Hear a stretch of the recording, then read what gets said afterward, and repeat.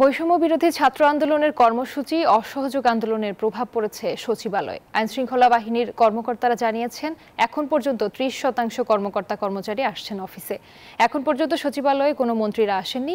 বেশিরভাগ মন্ত্রীরা গণভবনে জাতীয় নিরাপত্তা পরিষদের বৈঠকে আছেন প্রধানমন্ত্রীর সাথে। অস্ত্র নিয়ে ফাঁকা সচিবালয়ে পুলিশদের টহল চলছে। সার্বিক বিষয় নিয়ে সচিবালয় থেকে যোগ দিচ্ছেন সহকর্মী শাহনাজ ইয়াসমিন। সচিবালয়ের এই মুহূর্তের পরিস্থিতি আর গণভবনের জাতীয় নিরাপত্তা পরিষদের বৈঠক সম্পর্কে বিস্তারিত জানাবেন।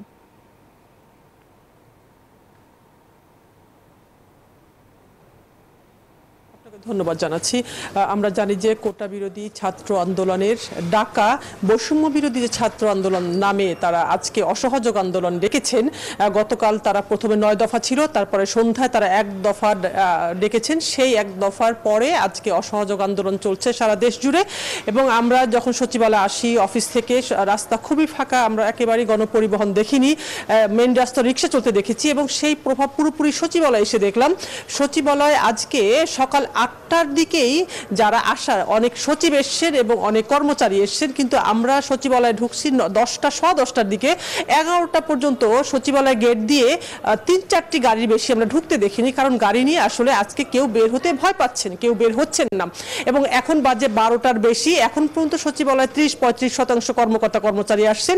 একজন মন্ত্রীও আজকে এখনো পর্যন্ত আসেননি, যদিও ক্রীড়া মন্ত্রীর একটি আগে আনুষ্ঠানিক প্রেস কনফারেন্স হওয়ার কথা ছিল, তিনিও আসেননি, নাজমুল হাসান পাপন। কারণ আমরা জানি আজকে জাতীয় নিরাপত্তা পরিষদের বৈঠক চলছে গণভবনে প্রধানমন্ত্রীর সভাপতিত্বে। সেখানে সব মন্ত্রীরা আছেন।